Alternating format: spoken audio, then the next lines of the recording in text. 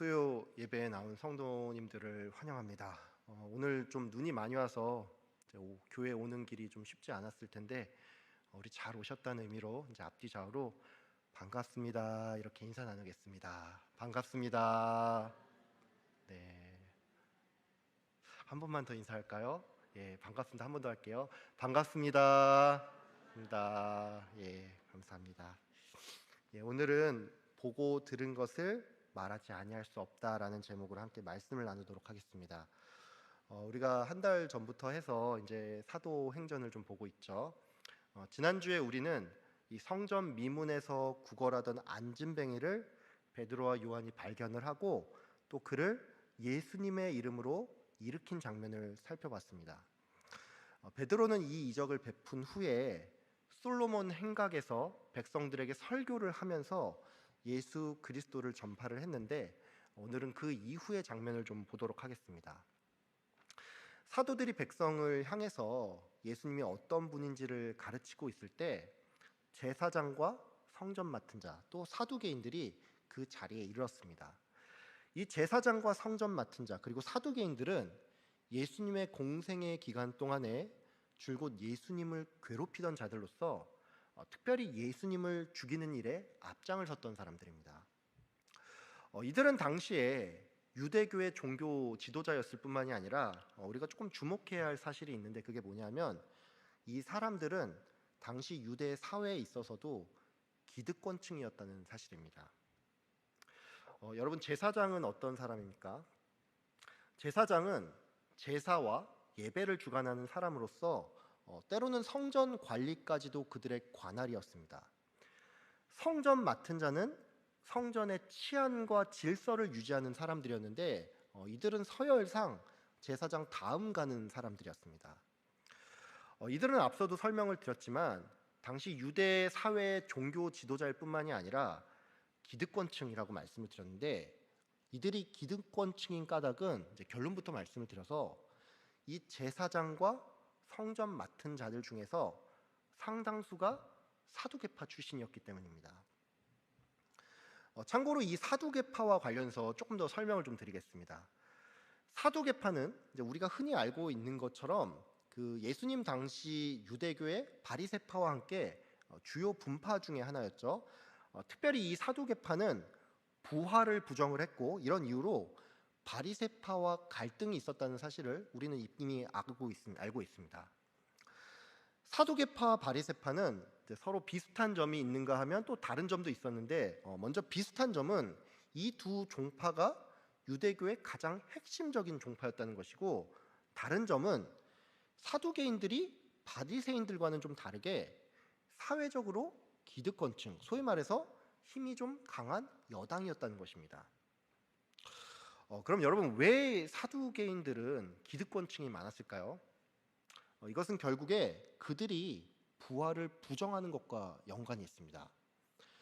사두개인들은 바리새인들과는 다르게 각종 구전이나 장로의 전승을 인정하지 않았고 오직 성문화된 모세 오경만을 정경으로 인정을 하면서 천사나 영생 그리고 영혼의 존재에 대해서 전혀 받아들이질 않았습니다. 심지어 이들은 메시아에 대한 생각마저도 바리새인들과는 달랐는데 이들에게 있어서 메시아 사상은 그냥 어떤 아이디얼한 이상일 뿐이고 실제로 인격적인 존재가 나타나는 것은 아니라고 믿고 있었다는 것이죠. 이 사두개인들은 이처럼 부활도 믿지 않고 영적인 존재나 메시아조차 믿지 않았는데 이것은 바꿔 말해서 이들에게 있어서 가장 중요한 것은 오직 현세의 삶뿐이었다는 것입니다. 쉽게 말해 현세에서 복받고 잘 되는 것이야말로 사두개인들이 생각하는 이 복의 전부였다는 것입니다. 이런 맥락에서 사두개인들은 자신의 어떤 정치적, 경제적 입지를 유지하는 것이 그 인생의 목표였기 때문에 이런 이유로 이 로마 정부에 대해서 굉장히 협조적이었고 그 결과 사두개파 사람들은 대제사장직부터 이 각종 요직을 도맡았다는 것입니다. 제사장과 성전 맡은 자 그리고 사두개인들은 사도들이 전하는 말을 굉장히 싫어한 나머지 이들을 잡아서 가뒀는데 제가 본문 2절과 3절을 좀 읽겠습니다. 예수 안에 죽은 자의 부활이 있다고 백성을 가르치고 전함을 싫어하여 그들을 잡음에 날이 이미 저물었으므로 이튿날까지 가두었으나, 이들은 앞서도 설명을 드렸지만 종교 지도자이면서 동시에 기득권층이었습니다. 그렇기 때문에 이들은 베드로와 요한이 백성들에게 뭔가를 가르치는 그 행위 자체를 못마땅하게 여겼습니다. 쉽게 말해 병든 자를 고치는 것은 뭐 그 자체로 나쁜 일은 아니니까 이거는 어느 정도 용납이 되는데, 솔로몬의 행각에서 백성들에게 설교를 하는 것은 그들 입장에서 볼 때는 소위 선을 넘는 행위였다는 것입니다. 제사장 입장에서 베드로의 설교는 납득하기 어려운 것이었습니다. 왜냐하면 이들은 제사와 예배를 주관하는 사람들로서 이들 기준에서 볼 때 백성들에게 뭔가를 가르칠 수 있는 사람은 서기관이나 랍비여야 하는데, 갑자기 웬 사도라는 사람들이 나타나서 백성들에게 뭔가를 가르치고 있으니까 이건 마치 요즘 말로 하면 이 교회 강단에 신대원도 나오지 않은 사람이 자기가 계룡산에서 수행을 하다가 예수님을 만났다라고 하면서 이 정통 교리와는 전혀 맞지 않는 얘기를 하는데, 문제는 이 사람의 말이 너무나 유창하다 보니까 사람들이 죄에다 혹하고 있으니 이게 이들 입장에서는 기가 막힐 노릇이라는 것입니다. 그러니까 이들 기준에서는 이 사도의 행동이 자신의 권한을 침해한 것으로서 굉장히 마음에 들지 않았다는 것입니다. 성전 맡은 자들 또한 이 사도들의 가르침이 마음에 들지 않았습니다. 왜냐하면 이들은 치안과 질서 유지가 그들의 주요 임무인데, 사도들의 설교는 그들 기준에서 볼 때 매우 선동적이고 또 이로 말미암아 자칫 폭동이 일어날지도 모른다는 생각이 있었다는 것이죠. 사두개인 또한 이 메시지가 싫었습니다. 왜냐하면 이들은 부활을 부정하는 자로서 자신들의 교리와는 정반대되는 얘기를 하니까 이 말을 듣기 싫었다는 것입니다. 이처럼 이들은 각자의 이유로 사도의 말을 듣기 싫어했는데, 결국 요약을 하자면 사람들은 사도들이 어떤 기적을 베풀어서도 또 사람들이 많이 모여서도 아니고 결국 이들이 예수 안에 죽은 자의 부활이 있다라고 가르치는 것을 싫어했다는 것입니다. 한마디로 세상은 성도가 전하고자 하는 그 말을 싫어한다는 것입니다. 여러분, 우리가 조금만 생각해보면 알 수가 있지만 이 세상은 기독교 그 자체를 싫어하지 않습니다. 다른 말로 내가 직장 생활이든 가정 생활이든 또 어떤 사회 생활을 할 때 내가 단지 교회를 다닌다는 이유만으로 나를 핍박하는 사람은 거의 없다는 것입니다. 세상이 기독교를 거부하는 가장 큰 이유는 결국에는 성도가 전하는 그 말 때문입니다. 바꿔 말해, 만약에 성도가 그냥 도덕적으로 바르게 사는 일에만 관심이 있고 그 입을 다물고 지낸다면 세상은 절대로 기독교를 욕할 일이 없다는 것입니다. 세상이 기독교에게 바라는 것은 도덕이지 복음이 아닙니다. 제가 여러분의 이해를 좀 돕기 위해서 예를 하나 좀 들겠습니다. 여러분도 아시겠지만 불신자 기준에서 천주교와 개신교의 이미지는 상당히 다릅니다. 적어도 우리나라 안에서 천주교의 이미지는 조금 죄송스러운 말이지만 개신교보다 훨씬 좋습니다. 여러분, 그럼 이거 왜 그렇습니까?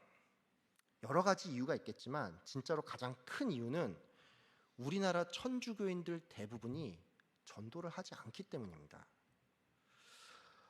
제 주변에 지금도 천주교인 지인이 몇 명 있습니다. 심지어 제 지인 중에는 이제 카톨릭 대학교에서 이제 우리로 치면 기독교 윤리 같은 것을 가르치는 야고보라는 세례명을 가진 교수이면서 신부인 저의 지인도 있는데, 제가 어릴 적에 이제 이 지인 중 한 명에게 천주교인은 왜 전도를 하지 않느냐 이런 질문을 하면서 이 마태복음 28장의 말씀을 들어 예수님께서는 제자들을 향해 땅 끝까지 이르러 복음을 전하라라고 명령을 했는데, 그렇다면 우리들 또한 복음을 전해야 하지 않냐 이런 말을 제가 했거든요. 근데 그 지인은 저의 이 말을 듣고서는 이 말이 굉장히 시대착오적인 무례한 말이라면서 저를 좀 무시했습니다. 제가 지금은 목사가 됐으니까 그 분을 다시 만나서 좀 다시 한번 얘기를 좀 해보고 싶어요. 여러분, 우리 주변에 천주교인들이 생각보다 없죠. 그 2023년 작년에 그 리서치에 따르면 이제 우리나라 인구 중에 뭐 그래도 한 11% 정도가 천주교인이라고 하는데, 천주교인이 이렇게 별로 없는 것처럼 느껴지는 까닭은 천주교인 중에 상당수가 자기가 천주교라는 사실을 어지간해서 말을 하지 않고, 무엇보다 이 천주교인은 사람들에게 예수님 믿어야 천국에 갈 수 있습니다, 이런 말을 하는 경우가 좀처럼 없다는 것입니다. 우리 기준에서 이런 천주교인들의 모습은 마치 물에 물 탄 듯, 술에 술 탄 듯 그렇게 보일 수가 있는데, 세상 사람들은 천주교인이 자기들이 듣기 싫어하는 말을 하지 않으니까 이게 도리어 좀 나이스하게 보인다는 것입니다. 가끔 보면은 이런 맥락에서 교회 안에서도 이렇게 말씀하는 분이 계십니다. 요즘 시대가 어느 때인데 꼭 그렇게 말로 전도를 해야 해? 내가 그냥 바르게 살고 선행을 베풀면 사람들이 이걸 보고 자연스럽게 복음이 전해지겠지, 이런 말을 하는 분들이 계신다는 것이죠.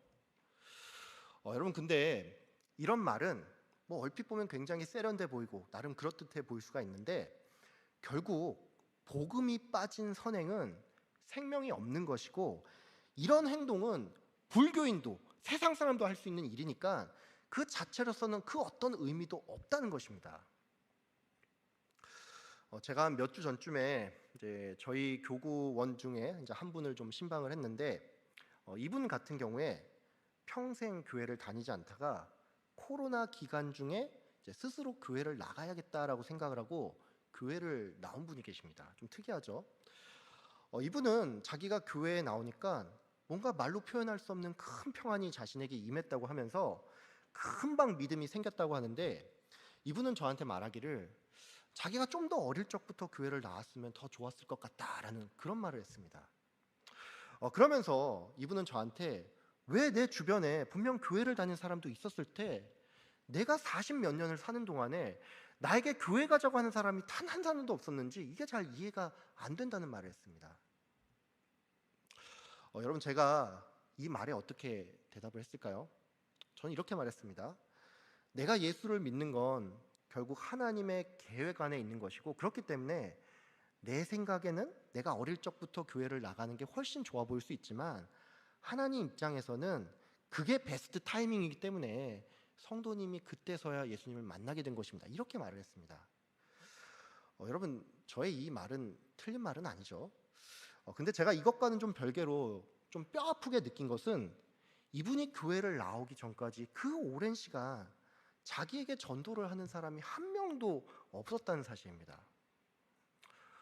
여러분, 이 성도님 주변에 예수님을 믿는 사람이 한 명도 없었을까요? 당연히 아닐 겁니다. 근데 그 누구도 결국 말로써 예수님을 전하지 않았다는 것이죠. 여러분, 우리가 좋든 싫든 복음을 말로 전해야지만 결국에는 결실을 맺을 수가 있습니다. 노방전도가 너무 억지스럽다, 별로다, 이렇게 말하는 분들 계시죠. 이런 분들은 뭐 지금 이 시대는 결국 관계전도를 해야 한다, 이렇게 말을 하는데, 관계전도가 뭡니까? 좋은 관계를 유지하다가 예수님을 전도하는 것이죠. 근데 이렇게 말을 하면서 이런저런 이유로 기존의 전도법에 대해서 회의적인 사람 치고 관계전도조차 제대로 하는 사람을 제가 본 적이 없습니다. 조금 죄송스러운 말이지만 이런 사람들 중에 상당수는 자기가 기독교임을 밝히지 않는 경우도 왕왕 있다는 것이죠. 여러분, 만약에 기독교인이 그냥 선행을 베풀고 착하게 사는 일에만 관심을 갖는다면 이 세상에서 기독교인이 욕먹을 이유는 하나도 없을 겁니다. 근데 문제는 우리가 전하지 않으니까 이 기독교가 우리 시대에서 끝나버리게 된다는 것입니다. 사도들과 베드로가 복음을 전했을 때 수없이 많은 사람들이 예수님을 믿었습니다. 근데 동시에 극렬한 반대 또한 있었죠. 여러분, 복음이란 원래 그런 것입니다. 예수의 복음은 진짜이기 때문에, 즉 이 복음을 듣는 사람은 생명이냐 죽음이냐 이것을 선택하는 문제를 경험할 수밖에 없고, 기존에 내가 믿었던 모든 것이 무너지는 일대지각 변동이 일어나기 때문에 극렬한 반대가 있든지 격렬한 환영이 있든지 둘 중 하나가 나타난다는 것입니다. 여러분, 그런 의미에서 우리는 선택을 해야 합니다. 굉장히 젠틀하고 나이스해 보이지만 아무 생명도 전하지 못하는 그냥 좋은 사람으로 남을지, 아니면 세상 사람들에게 좀 불편함을 안겨주지만 생명을 전하는 진짜 성도로 남을지 결정해야 합니다. 저는 바라기는 여러분 모두가 이 베드로와 요한이 안진뱅이를 일으킨 후에 거기서 멈추지 않고 예수를 전하는 자리로 나갔던 것처럼 여러분들 또한 여러분의 입술로서 예수님을 전하는 일에 힘쓰시는 여러분들 다 되기를 바랍니다. 이제 3절 이유를 좀 보겠습니다. 제사장들과 상점 맡은 자 그리고 사두개인들은 사도들을 가두었지만 그럼에도 불구하고 이 예수님을 믿는 자들이 점점 늘어났고 그 결과로 그 믿는 자 중에 남자의 수만 5천이 됐습니다. 이 남자의 수가 5천이라는 말은 뭐 이게 얼마나 큰 수인지 감이 안 올 수가 있는데 당시 기준으로 남자만 5천이라는 말은 이 어린 자녀들과 여자의 수까지 대략 2만 명 이상의 사람들이 예수님을 믿게 됐다는 말입니다. 이 2만 명 이상의 사람들이 예수를 믿게 됐다는 사실은 분명히 유대교 지도자들에게 있어서 굉장히 충격적인 일이었을 겁니다.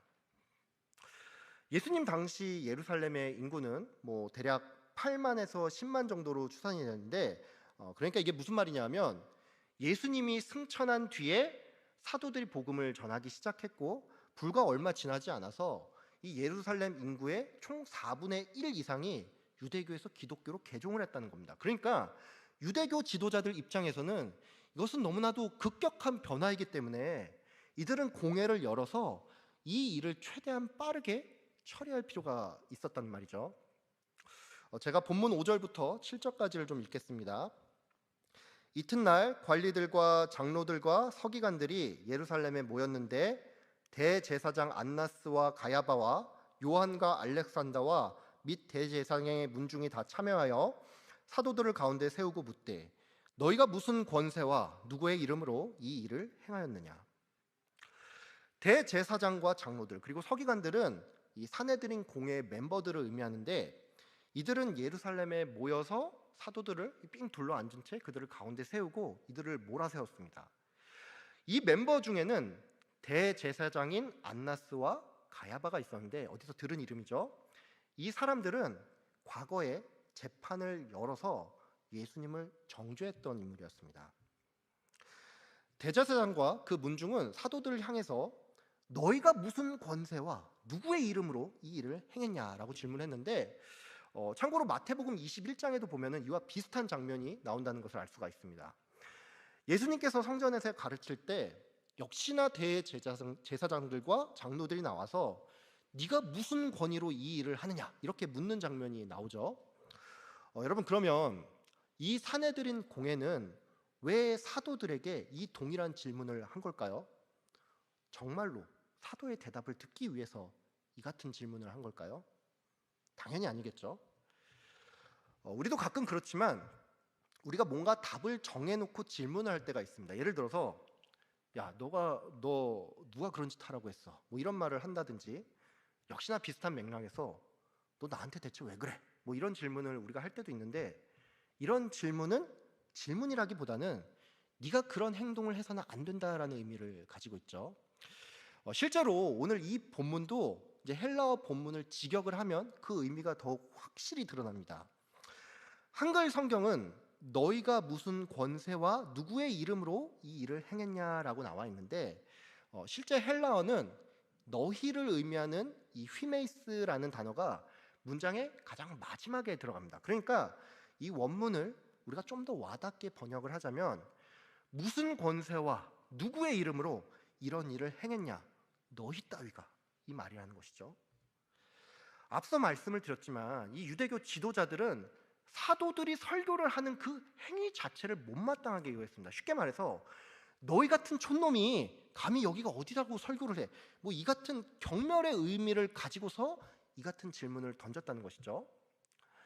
산헤드린 공회는 또한 애초부터 비난과 정죄의 목적을 가지고서 무슨 권세와 누구의 이름으로 이 일을 행했는지 질문했습니다. 먼저 무슨 권세로라는 이 말은 직역을 하면 어떤 종류의 능력으로 이 일을 행했냐입니다. 그러니까 이게 무슨 말이냐면 산헤드린 공회는 사도들이 어떤 마술적인 힘이나 그 악령의 힘을 근거로 이적을 베풀었다라고 생각을 하고 이러한 나쁜 저희를 가지고서 질문을 했다는 것입니다. 또한 이들은 누구의 이름으로 이 일을 행했냐라고 질문을 했는데 이것도 역시나 정죄의 목적이 담겨 있다고 할 수가 있습니다. 사내들인 공회는 만약 사도들이 하나님의 이름으로 이 일을 행했다라고 하면 그 즉시 너희가 지금 하나님을 망령되이 일컫는다라고 하면서 이들을 정죄할 생각이었습니다. 또한 이들은 사도들이 예수의 이름으로 이 일을 행했다라고 대답을 하면 어디서 그런 불경스러운 이름을 말하냐면서 애초부터 정죄의 목적을 가지고서 이 질문을 던졌다는 것이죠. 즉 이들은 처음부터 사도들의 대답을 듣기 위해서 질문한 게 아니라 사도들을 경멸하고 비난하고 정죄할 목적으로서 이 같은 질문을 던졌다는 것입니다.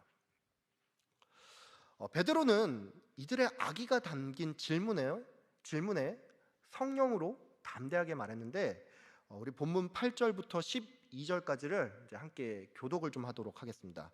제가 먼저 이제 8절을 좀 읽겠습니다. 이에 베드로가 성령이 충만하여 이르되 백성의 관리들과 장로들아 만일 병자에게 행한 착한 일에 대하여 이 사람이 어떻게 구원을 받았느냐고 오늘 우리에게 질문한다면 너희와 모든 이스라엘 백성들은 알라. 너희가 십자가에 못 박고 하나님이 죽은 자 가운데서 살리신 나사렛 예수 그리스도의 이름으로 이 사람이 건강하게 되어 너희 앞에 섰느니라. 이 예수는 너희 건축자들의 버린 돌로서 집 모퉁이의 머릿돌이 되었느니라. 다른 이로서는 구원을 받을 수 없느니 천하 사람 중에 구원을 받을 만한 다른 이름을 우리에게 주신 일이 없음이라 하였더라. 베드로는 성령 충만하여서 이 유대교 지도자들에게 말을 했습니다. 베드로가 이렇게 성령 충만해서 말할 수 있다는 까닭은 물론 베드로 한 개인이 성령 충만을 위해서 늘 간구했던 탓도 있겠지만 결국 그가 이렇게 말할 수 있던 까닭은 이것이 예수님께서 그가 살아 생전에 제자들에게 하신 약속의 말씀이기 때문입니다. 예수님은 마태복음 10장에서 너희가 나 때문에 사람들 앞에 서게 될 때 무엇을 말할지 염려하지 말라라고 하면서 그때 너희가 해야 할 말을 알려주실 분도 또 말을 하는 분도 너희가 아닌 성령님이라고 했는데 이것이 베드로를 통해서 이루어졌다는 것이죠.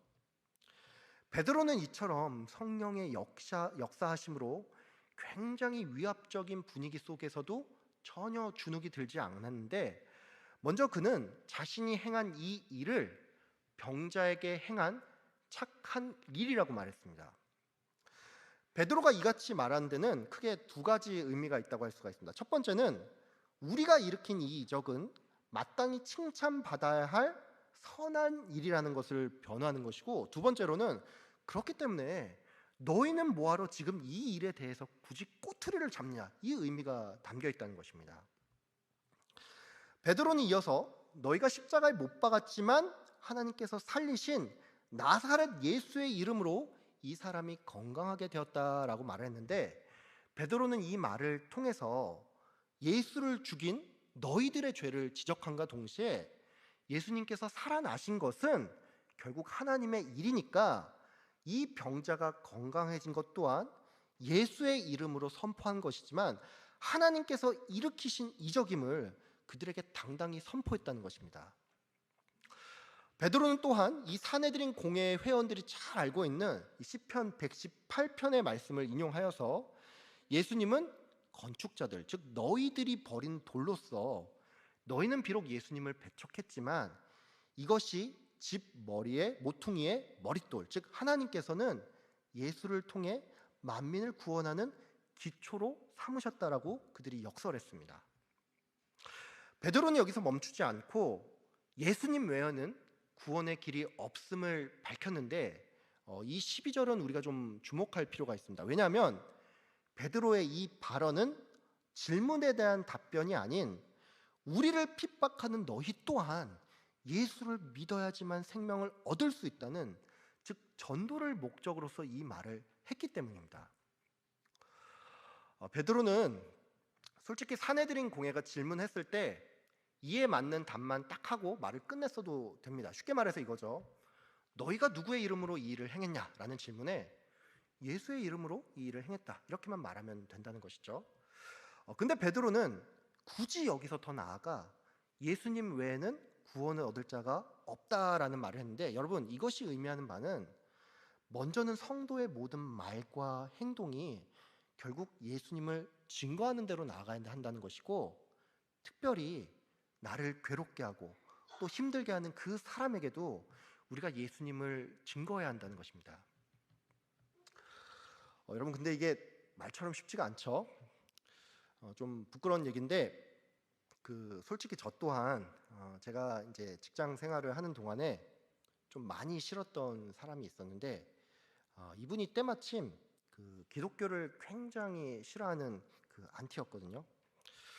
저는 그래서 당시 이 사람을 보면서, 아, 그래, 저 인간 뭐 어차피 예수님 안 믿다가 저렇게 살다가 결국 지옥에 나가겠지, 뭐 이런 생각을 하면서 내가 죽었다 깨나도 저 사람한테는 복음 전하지 않을 거야, 이런 생각을 하면서 살았던 적이 있습니다.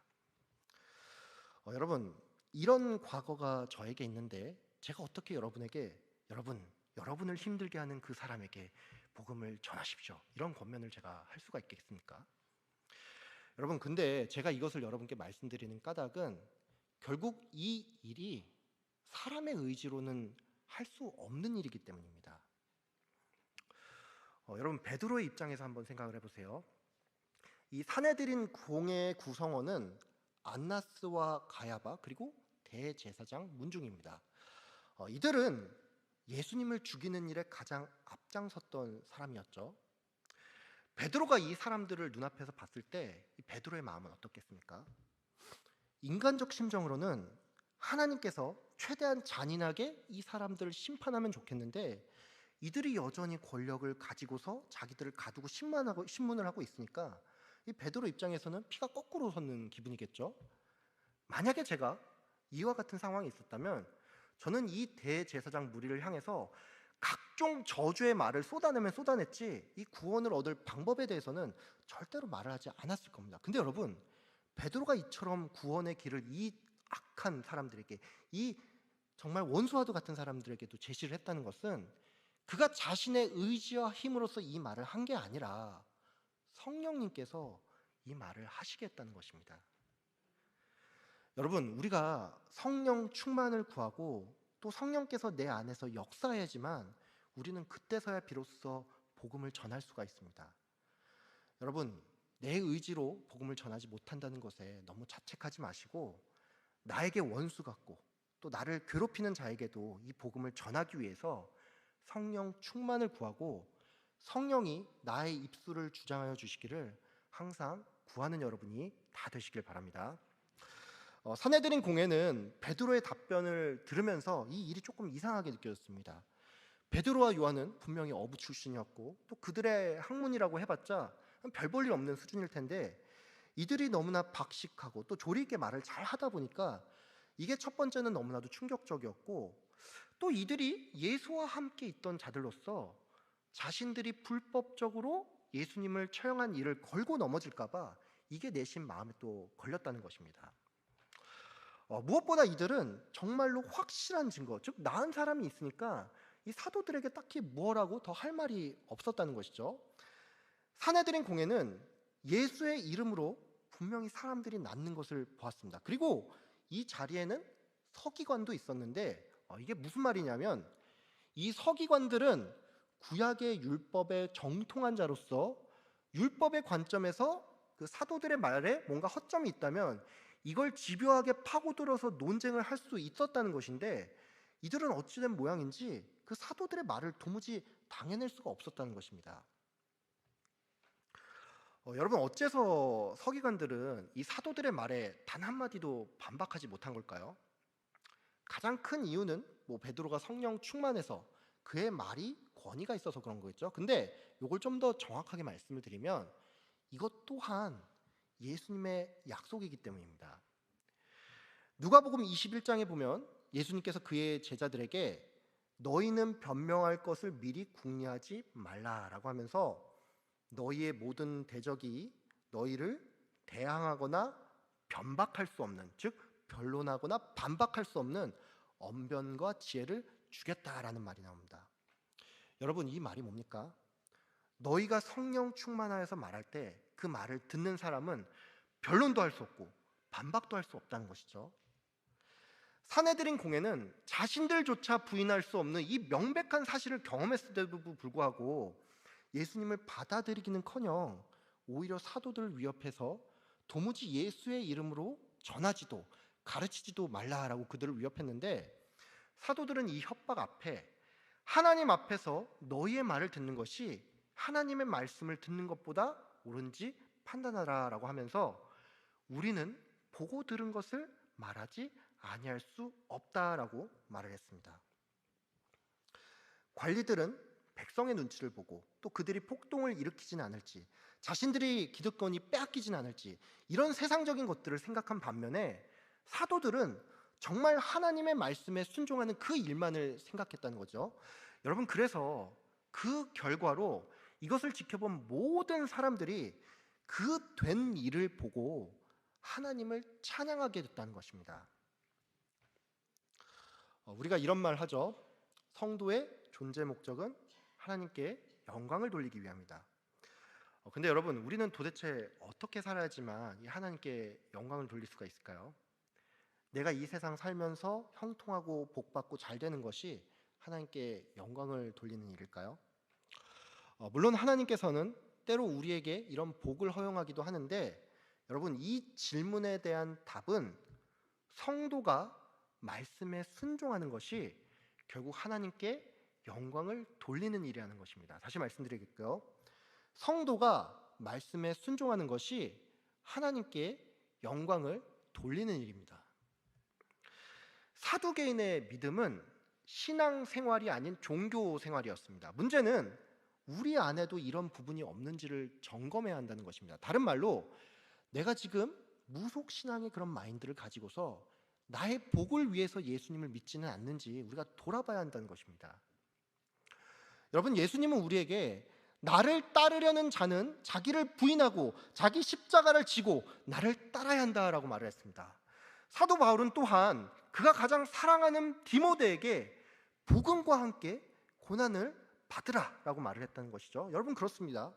우리가 말로는 하나님께 영광을 외치는데 고난받는 것도 책임지는 것도 싫고 그냥 나의 안위를 위해서 예수님을 믿는다면 이건 신앙생활이 아닌 그냥 종교생활이 된다는 것입니다. 여러분, 하나님께 정말로 영광을 돌리기 위해서라도 말씀에 먼저 순종하는 여러분이 다 되시길 바랍니다. 마지막으로 여러분, 우리가 오늘 본문을 통해서 말로써 복음을 전하고 또 성령의 능력을 힘입어서 나에게 원수 같은 사람들에게도 복음을 전해야 한다라고 배웠죠. 근데 여러분, 이 복음 전하는 일을 위해서 가장 먼저 선행되어야 할 것은 성도가 말씀을 보고 듣는 일에 힘써야 한다는 것입니다.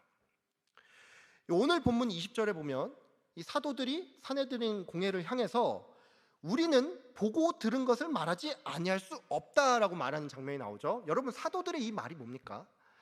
사도들은 내가 본 게 있고 또 들은 것이 있으니까 너희가 우리를 아무리 협박하고 다그쳐도 이 복음 전하는 일을 우리가 도무지 멈출 수가 없다는 얘기죠. 여러분, 사도들은 뭘 봤습니까? 예수님의 공생의 기간 동안에 그가 수도 없이 많은 이적을 일으킨 것을 보았고 또 그가 가르치는 그 말씀을 들었죠. 제자들은 또한 십자가에 달려 죽은 예수님이 부활하는 것을 그들의 그 두 눈으로 똑똑히 목격했던 사람들입니다. 그러니까 이들은 자신이 보고 들은 게 있으니까 이게 보통 일이 아니고 너무나 압도적인 일이다 보니 이걸 전하지 않고는 도무지 배길 수가 없었다는 것입니다. 내가 이 말을 전한다고 해서 나에게 어떤 이익도 없고 오히려 핍박이 다가올 수 있음에도 불구하고 내가 보고 들은 이것이 나를 너무나 사로잡고 있다 보니까 이것을 사람들에게 전하지 않고는 사도들이 도무지 견딜 수가 없었다는 것입니다. 여러분, 우리에게 있어서 예수의 복음이 또한 이와 같아야 한다는 것입니다. 전하지 않고는 견딜 수 없을 정도로 압도적인 것이 되어야 하는데, 그러기 위해서는 먼저 말씀을 읽고 이 말씀이 그냥 무미건조한 문자가 아니라 내 안에서 살아 역사하여서 내 마음을 치고 내가 또 이것을 전하지 못하면 이 마음이 견딜 수 없을 정도로 말씀이 살아 움직이도록 성령님께 간절히 구해야 한다는 것입니다. 여러분, 성도가 보고 들어야 할 것은 성경 말씀입니다. 죽어가는 영혼에게 있어 꼭 필요한 것은 성경 말씀입니다. 이 성경 말씀은 인간의 말이 아닌 하나님의 살아있는 말씀입니다. 예수님께서는 또한 우리에게 너희가 성경에서 영생을 얻는 줄을 생각하고 성경을 연구하거니와 이 성경이 곧 나에 대하여 증언한다라고 말씀했습니다. 여러분, 성경 말씀은 우리의 인생을 뒤흔들고 마른 뼈와 같은 나의 영혼에 생명을 더하며 죽은 영혼을 살리는 것입니다. 그러니까 여러분, 먼저는 말씀을 가까이 하시고 이 말씀이 내 안에서 살아 역사하시도록 간구하시는 여러분들이 다 되시길 바랍니다. 말씀이 없을 때 우리는 예수를 전할 수가 없습니다. 내가 예수의 죽음과 부활을 마치 내 눈과 귀로 보고 들은 것처럼 느껴야 하는데, 그러기 위해 말씀이 내 안에서 먼저 역사해야 합니다. 여러분, 말씀을 보고 들으십시오. 그리고 이것이 내 안에서 생생하기를 구하십시오.